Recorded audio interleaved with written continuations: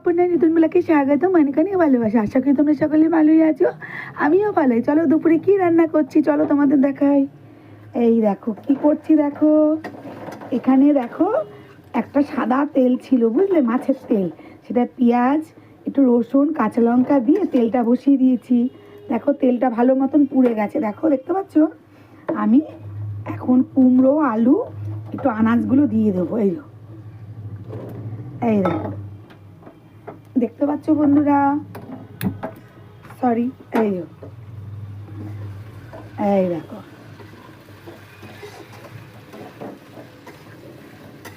এই মাছের তেলটা দিয়ে একটা চচ্চড়ি করব, বেশ ভালো লাগে খেতে জানো তো। বেগুনও দেবে, দেখো বেগুন আমি কেটে রেখেছি বন্ধুরা, সব দেবো। দাঁড়াও আগে এটা এই যে বেগুনটাও, এই যে বেগুন কেটে রেখেছি বন্ধুরা, এই যে বেগুন দিয়ে দেবো এর মধ্যে। আগে একটু ভাজা ভাজা হোক এটা, ঠিক আছে। চলো এইদিকে দেখাই কি। আর এখানে দেখো মাছের মাথা আছে, এটাকে ভাবছি কি মুগ ডাল দিয়ে করবো না এমনি আলু পাতলা পাতলা করে কেটে একটু ঝাল ঝাল করে করব, তাতে ভালোও লাগবে খেতে। মুগ ডাল দিয়ে তো ডাল করি, ভাবছি এটা মাছের মাথাটা, এরকম এই যে মাছের মাথাটা দিয়ে ভাবছি ঝাল ঝাল করবো তো আলু দিয়ে। আচ্ছা আজকে এটুকুই রান্না করবো, এখনো ভাত বসাইনি, একদম গরম ভাত বসাবো, বলেই খেয়ে নেবো দুপুরে, বুঝলে বন্ধুরা।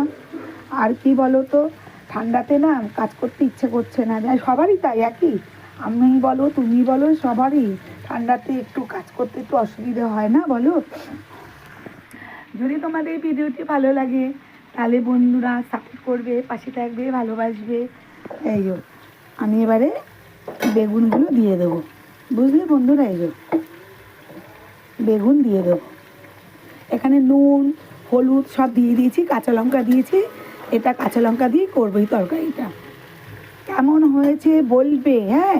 তোমরা কি এইভাবে খাও মাছের তেলটা, কীভাবে রান্না করে একটু জানাবে। আমি তো এইভাবেই করি। টাটা বন্ধুরা।